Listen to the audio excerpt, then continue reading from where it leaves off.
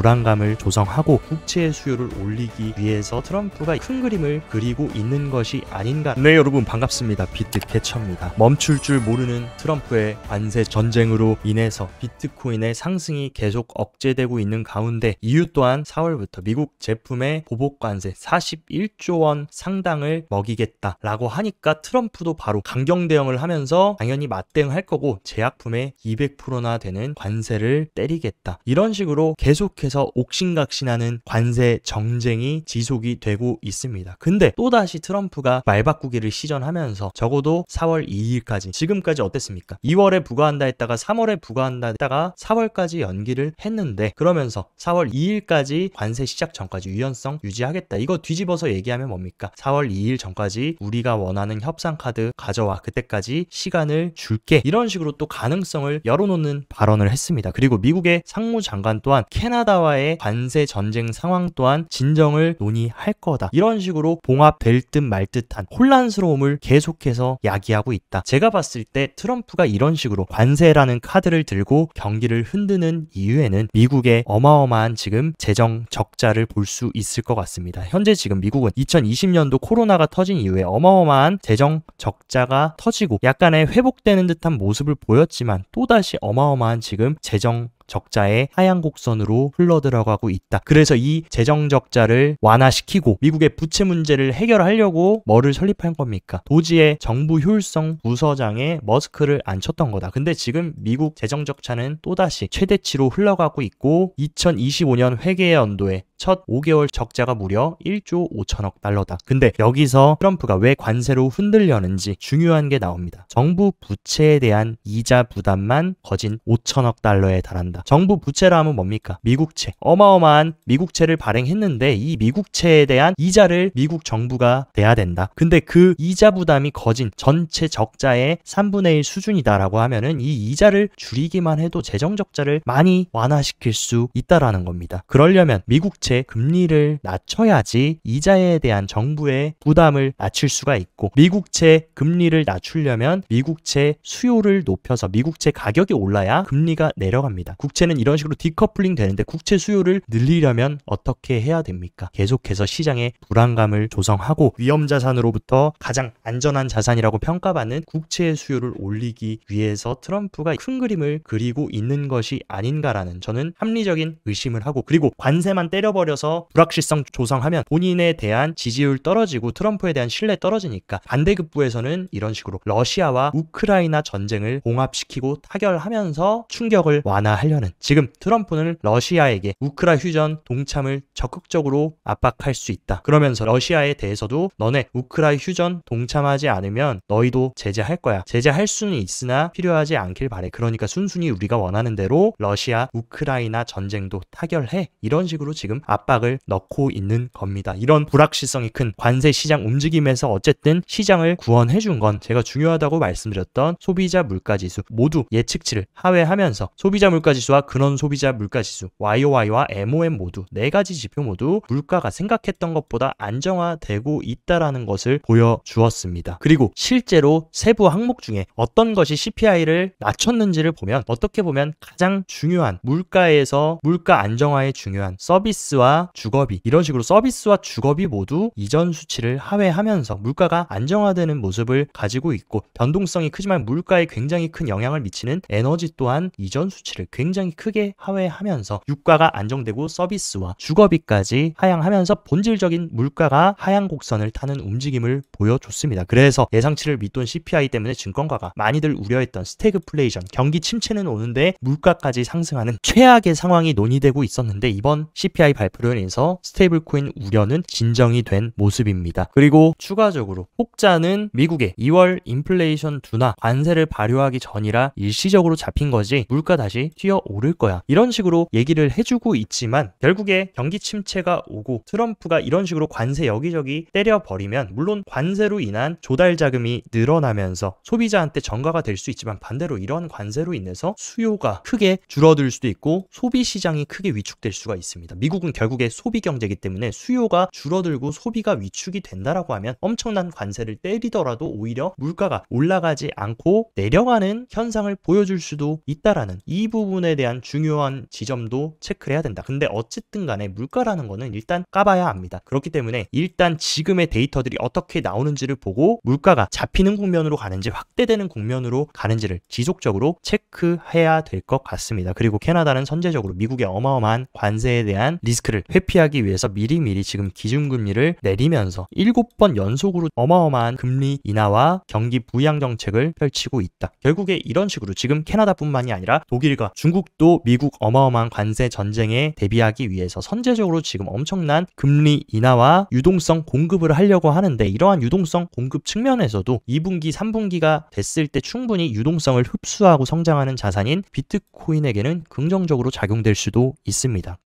그리고 어쨌든 크립토 개별 시장은 그 어느 때보다 규제 환경이 좋아지고 있다는 것은 가격과는 별개로 인정하실 거라고 생각합니다. 지금 SEC 문서 내에서 블록체인 언급을 올해 2월 역대 최다 수준으로 했다. 그러면서 얼마나 지금 SEC가 블록체인과 디지털 자산 산업에 친화적으로 변화하고 있는지, 리더십이 변화되고 있다는 것을 보여주고 있고, 지금 마크 우에다 체제에서 유니스와 코인베이스 등등 모든 가상자산 기업에 대한 규제 소송을 다 철회를 한 상황입니다. 그리고 헤스터 피어스가 이끄는 태스크포스까지 업계와 지금 협력하면서 디지털 자산 규제 방향을 완전히 뜯어고치고 친화적으로 모색을 하고 있다. 이에 따라서 폭스 비즈니스 기자인 엘리노어 터렛은 SEC의 리플 소송 끝판왕입니다. 끝판왕까지 지금 최종 마무리에 임박했다. 그렇게 되면 어쨌든 리플 소송이 봉합이 되고 타결이 된다라는 것은 리플만의 호재가 아닙니다. 리플은 알트코인의 상징적인 그런 대장급 알트기 때문에, 그리고 미국발 알트기 때문에 리플 소송이 최종적으로 마무리가 된다라고 하면 지금 얼어붙어 있는 알트 시장의 투심도 어느 정도는 회복이 될 수 있을 것으로 생각합니다. 그리고 많은 분들이 비트코인 이제 끝났다, 시즌 종료다, 이번 사이클 고점 나왔다 이런 얘기 하지만 실제 트럼프 내각의 구성원 중에 30%가 비트코인을 보유 중입니다. 보건복지부 장관 로버트 케네디 주니어부터 관리예산처 국장 러셀 보트 털시 게버드 국가정보국장부터 피그 헤그셋 국방부 장관, 스콧 베젠트 재무부 장관부터 숀 더피 교통부 장관까지 모두 비트코인과 현물 ETF를 보유하고 있습니다. 여러분 한번 뒤집어서 생각하면 우리나라 대한민국이 부동산 불패가 된 이유가 뭡니까? 이런 식으로 정치에 관여하는, 의사결정을 내리는 높으신 분들이 대다수의 자산을 부동산으로 가지고 있는 게 우리나라 특징이다. 그들은 결국에 손해보는 방향으로 정책을 짜고 움직이지 않습니다. 미국도 마찬가지다. 이런 식으로 높으신 의사결정을 하시는 분들이 본인이 비트코인 가지고 있는데 이대로 사이클을 종료시키고 폭락시키려는 방향으로는 이끌어가지 않을 겁니다. 다만 그들이 더욱더 싸게 사기 위해서 큰 상승을 하는 곡선 중에서 이러한 지점들을 만들어서 개미를 털어내고 오히려 물량을 더 싸게 많이 모아가려고 할 거다. 그리고 코인베이스도 지금 미국 포함 전 세계 174개 정부 기관과 협력해서 가상자산에 대한 기관의 관심이 그 어느 때보다 뜨겁다. 브라이언 암스트롱은 전 세계 정부들의 가상자산에 대한 관심이 커지는 추세고, 미국의 전략적 출범으로 이러한 관심이 더욱더 폭발적으로 증가할 거다. 그리고 암스트롱은 이번에 크립토 서밋까지 참석하면서 미국의 높으신 분들과 여러 가지 방향성에 대한 얘기를 나눴을 겁니다. 그런 방향성을 알고선 이런 얘기를 한다라는 것은 중장기적인 시장의 성장 방향성에 대해서 우리한테 어느 정도 힌트를 던져준 것이 아닌가라는 생각이 들고, 얼마 전에 비트코인 100만 미국 비축 법안을 또다시 신청한 신시아 루미스의 비트코인 구매 법안이 현재 정부 웹사이트에 지금 정식으로 기재가 되면서 이것에 대한 승인 절차도 이제 본격적인 국면으로 착수가 되고 있는 고무적인 상황입니다. 그리고 중요한 거, 2024년에 공기업들은 이전에 모든 것을 합친 것보다 지금 2배 더 많은 비트코인을 구매했다. 현재 70여 개 기업이 전체 비트코인의 3% 어마어마한 수치를 보유하고 있고, 특히나 25년에 트럼프발 관세 악재로 비트코인이 큰 폭으로 조정받고 하락했음에도 불구하고 이런 식으로 계속해서 보유량을 늘리고 있다. 기업들은 왜 이런 식으로 비트코인 하락하고 개인들 입에서 시즌 종료다, 사이클 고점 찍었다라고 하는데 자본 세력들은 계속해서 비트코인을 비축할까? 여기도 물음표를 던져본다면 장기적인 방향성에 대한 힌트가 나올 거라고 생각합니다. 그리고 대형 채굴기업인 비트디어 또한 비트코인의 보유량을 올해 초부터 75%나 증가하면서, 그리고 비트디어의 배후에는 누가 있습니까? 바로 우지안이 있고 어떻게 보면 중국과 굉장히 밀접한 대형 채굴 기업입니다. 근데 이런 기업들이 비트코인을 계속 비축한다라는 것, 중국에 대한 움직임도 어느 정도 우리가 유추할 수 있는 부분이라고 생각합니다. 그리고 미국의 네브래스카주 주지사는 비트코인 ATM 법에 정식으로 서명하면서 네브래스카를 가상자산 리더로 만드는 데 중요한 역할을 하고 가상자산 수용의 증대성을 강조했다. 이런 식으로 주정부 차원에서도 비트코인 비축부터 해서 친화적인 법안들에 계속해서 서명이 이루어지고 있는 굉장히 중요한 규제들이 변화하고 있는 그 중심에 우리는 서 있는 상황입니다. 그리고 러시아 또한 고액자산가에 한정해서 가상자산 거래 일부를 허용할 예정이라고 밝혔고 심지어 규제된 거래소 설립 가능성도 검토를 하고 있다. 그리고 뮤추얼 펀드의 가상자산 투자 허용도 논의 중이다. 이제 향후는 어떻습니까? 미국을 기반으로 한 서방과 그리고 중국과 러시아를 기반으로 한 브릭스가 이 비트코인을 비축하려는 움직임을 더욱더 가속화해 나갈 겁니다. 그리고 스페인에서 두 번째로 큰 금융기관이자 유럽 최대의 금융기관 중 하나인 BBVA는 암호화폐 거래 서비스 도입을 발표하면서 초대형 전통 금융기업들도 시장에 본격적으로 진출하려는 움직임을 가져가고 있고 재민이 또한 유럽 기관 고객 대상 암호화폐 달러 결제를 지원하면서 미국발 거래소도 이런 식으로 확장세를 계속해서 가져가려고 하고 있습니다. 그리고 SBI의 산하 거래소인 SBI VC 트레이드는 일본에서 첫 미국발 스테이블코인 그리고 블랙록이 배후에 있는 USDC를 출시하면서 적극적으로 지금 미국의 스테이블코인까지 도입하는 움직임. 미국은 지금 수면 아래에서 전 세계의 크립토 인프라를 장악하기 위한 초석을 계속해서 깔고 있다라는 이 본질을 놓치시면 안 됩니다. 그리고 현재 지금 가장 걱정거리는 바로 비트코인도 비트코인이지만 알트 시장 걱정이 많을 거라고 생각합니다. 현재 지금 이더리움, 알트의 대장인 이더리움의 시장가 매도가 지금 어마어마하게 쏟아져 나오면서 확실하게 지금 알트 시장이 회복되려면 알트의 왕인 이더리움의 매도세가 조금 진정이 돼야 될 거라고 생각합니다. 하지만 이더리움의 시장가 매도세가 어쨌든 조금씩 저점을 올리면서 매도세가 완화가 되고 있는 상황이지만 다시금 강력한 시장가 매수세로 돌아서기 전까지는 조금 우리가 신중해야 될 필요가 있다라고 생각하고 리플과 반대로 미국이 밀어주는 리플은 지금 소송 해결에 대한 기대감과 동시에 두바이 금융서비스청에서 정식 라이센스를 획득했습니다. TFSA 인가 최초 사례로 지금 리플이 선택될 만큼 지금 리플 CEO도 규제 명확성이 높아지면서 전 세계에 지금 리플의 시스템을 구축하려는 긍정적인 움직임을 보여주고 있다. 그리고 도지코인 같은 경우도 네트워크 활동이 지금 가격과는 반대로 도지도 굉장히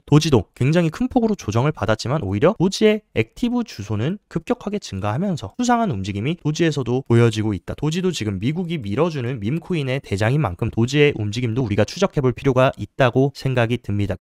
몇 가지 비트코인 온체인 데이터들도 한번 체크를 해보자면 단기 홀더의 지금 CDD 흐름을 지금 SOPR에 적용해서 보면 지금 단기 홀더의 페닉셀은 지난 2024년 8월달 은캐리 트레이드 청산이 났을 때만큼 지금 어마어마한 페닉셀 단기 홀더들이 지금 시즌 종료도 하면서 물량을 싹 다 던지고 있습니다. 근데 과거에도 이러한 지점이 있으면서 단기 홀더들이 싹 청소가 된 다음에 어마어마한 상승을 통해서 108K를 찍고 역사적 신고점을 찍었던 것을 미루어 봤을 때 물론 이러한 추가적인 단기 홀더의 매도가 있으면서 흔들기가 지속될 수 있지만 이 기간이 지난다라고 하면 과거와 마찬가지인 또 다른 새로운 패턴을 그려줄 수 있을 것으로 생각합니다. 그리고 비트코인 가격과는 별개로 0개 이상의 비트코인을 보유하고 있는 지가 계속해서 역대급 신고점을 찍으면서 올타임 하이를 갱신했다. 그 얘기는 점점 더 비트코인이라는 자산을 채택하는 대중 채택이 가속화되고 있고 이 산업이 점점 성장하고 있다라는 것을 의미합니다. 그리고 또 재밌는 사실 비트코인은 M2와 굉장히 비슷한 움직임을 가져가는 특성이 있는데 현재 지금은 굉장히 돌연변이 같은 상황. 비트코인 가격은 완전히 꼬라박고 내려가고 있지만 글로벌 M2는 이런 식으로 올타임 하이를 갱신하면서 상승하고 있다. 결국에 비트코인은 유동성을 따라가기 때문에 M2가 상승한다 라는 거는 이 지금의 청소와 디톡스 기간이 끝나면 유동성을 결국에 따라갈 수 있다라는 결론이 나올 수 있습니다. 하지만 어쨌든 간에 우리가 꼭 체크해야 되는 구간 과거 사이클 흐름과 빗대어서 봤을 때 언제나 비트코인은 50주 이동평균선을 잘 지켜주면서 사이클 고점을 찍었습니다. 지금도 마찬가지로 이런 식으로 50주 이동평균선을 돌파 이후에 지금도 계속해서 50주 2평을 지지하면서 상승하는데 지금도 50주 2평 지지 구간까지 도달을 했다. 이 구간 가격대가 아서에이지 최대 조정폭으로 얘기했던 75K 구간이라는 것을 봤을 때 75K만 잘 지켜준다면 조정이 끝나고 새로운 강세 흐름이 흐름이 펼쳐질 수도 있다라는 뜻으로 해석할 수 있고, 레인보우 차트의 공표 탐욕 지수 1년 이동평균선도 보면 이번 사이클이 시작되고 조정이 있을 때마다 이 공포 탐욕 1년 이평을 훼손하지 않고 지지를 받고 반등이 나왔던 것을 볼 수 있습니다. 지금도 이 구간에 근접했고, 방금 말씀드렸던 75K가 굉장히 중요한 지지와 방어선이라는 것을 체크하셨으면 좋겠습니다. 그리고 단기적인 트레이딩 하시는 분들 계시기 때문에 차트도 한번 체크를 해보자면, 트럼프의 이런 미치광이 관세 흔들기에도 불구하고 어쨌든 비트코인은 가격을 잘 지켜주면서 현재 83K의 위치를 하고 있습니다. 일단 1차적으로 우리가 추가적으로 도달해야 되는 구간은 이 하방 트렌드 라인을 시도해줘야 되고, 이 구간을 비로소 돌파해줘야 저는 본격적으로 새로운 국면으로, 새로운 채널로 우리가 들어갈 수 있을 것으로 보이고, 일단 우리가 첫 번째로 넘어야 되는 거, 최근 이탈했던 하얀색 200일 이동평균선 위에 일단 안착을 해줘야 된다. 그러려면 84K, 85K 구간에 우리가 확실히 지금 돌파를 하고 안착해줘야 되는 거, 그 구간을 안착해줘야 우리가 이 하방 트렌드 라인 상단까지 시도해줄 수 있다는 거를 명심하셔야 됩니다. 하지만 200일 이평을 또 돌파하지 못하면 또다시 ETA 매직 구간에 들어오면서 지지부진한 움직임을 어느 정도 감안하셔야 되고, 많은 분들이 이번 이 108K를 찍었던 게 사이클 최고점이고 이제 시즌 종료가 될 거고 또다시 우리는 4년을 기다려야 된다, 이런 얘기들이 난무하고 있는데, 보통 사이클 최고점, 지난 사이클도 마찬가지고 나왔던 거는 고래들의 트랜잭션이 어마어마하게 이루어지면서 고래들이 바닥에 샀던 것을 싹 다 신규 개미들한테 넘겨주고 시즌을 종료시키는 이러한 과정이 필요합니다. 하지만 지금은 아직 이 엄청난 고래들이 바닥에서 샀던 것을 개미들한테 넘겼다라고는 확인할 수 없는 그런 온체인 데이터의 흐름이 보이기 때문에, 제가 봤을 때는 이런 식으로 어마어마한 고래들이 물량을 최고점에 넘겨주고 나오는 흐름이 나오는 구간이 사이클 탑을 의미하는 구간이지, 지금으로 봤을 때는 이 구간이 고래들이 물량을 다 넘기고 시즌을 종료시키기 위한 움직임은 아니라고 생각합니다. 그리고 언제나 사이클은 반복되고, 사이클 탑 구간에는 너도 나도 비트코인은 최고의 자산이다 하면서 너도 나도 뛰어드는 시기, 그때가 미결제 약정이 어마어마하게 튀어오릅니다. 근데 지금 시장은 사이클 탑이라고 보기에는 미결제 약정이 너무나 미비한 상황, 아직 진짜 그 광기의 불장, 과거의 사이클을 경험해 보신 분들은 지금 사이클이 이대로 싱겁게 끝나는 것은 좀 이상하다라는 것을 느끼실 겁니다. 그리고 비트코인의 저평가와 고평가를 보여주는 JCO 같은 경우도 언제나 사이클 탑 구간에서는 이런 식으로 빨간색 구간, 극도의 리스크 구간에 도달한 이후에 이제 시즌이 종료됐는데, 지금 아직까지 이번 사이클이 시작되고 나서는 이 빨간색을 보여준 구간은 없었다. 그렇기 때문에 지금 사이클이 많이 진행된 것은 맞지만 최고의 극단적인 탐욕과 극단적인 리스크가 존재하는 사이클 탑에는 우리가 아직 도달하지 않았기 때문에 사이클이 끝나지 않았다라고 생각합니다. 그리고 어쨌든 과거 트럼프 1기 때의 S&P 500 흐름을 보면 트럼프 관세로 인해서 어마어마한 변동성을 가졌지만, 결국에는 트럼프 임기 마지막에는 S&P 500이 어마어마한 상승을 동반하면서 분출이 나왔습니다. 아마 지금 시장도 마찬가지로 관세로 인해서 엄청난 흔들기를 하지만 결국에는 트럼프가 미국의 경제를 회복시키고 성장시키려는 계획을 가지고 있기 때문에 이런 변동성을 잘 버텨내야 된다라고 생각합니다. 그리고 이번 사이클이 과거의 사이클과 완전히 다른 점이 뭡니까? 이번 사이클은 2024년 비트코인 현물 ETF가 역사적으로 출시가 되면서 신규 고래들, 월가의 고래들이 어마어마하게 들어오면서 파이를 가져간 시장입니다. 해봐야 2024년부터 지금까지의 상승폭을 보면 이 새로운 월가의 고래들이 고작 이만큼 먹으려고 이 시장에 뛰어들었을까? 그들이 원하는 것은 마지막 최종 상승의 피날레인 이런 유포리아 구간을 먹으려고 이 구간부터 어마어마한 매집을 하고 지금도 물량을 늘려나가고 있는 겁니다. 그렇기 때문에 전반전은 끝났다라고 해도 우리에게 마지막 남은 피날레는 오지 않았고 경기 종료 휘슬은 울리지 않았다라는 거 꼭 명심하셨으면 좋겠습니다. 오늘 영상도 시청 진심으로 감사드리고, 영상 도움되셨다 하시면 좋아요, 구독 눌러주시고, 더 자세한 투자 전략 궁금하다 하시면 영상 하단 고정 댓글에 제가 운영하는 크립토 시황 정보방 활짝 열어놨으니까 이쪽에서 시황도 체킹하시면서 성공적인 크립토 투자 계속 정진해 나가시기 바랍니다. 오늘도 시청 진심으로 감사드리고 여기까지 비트캐쳐였습니다.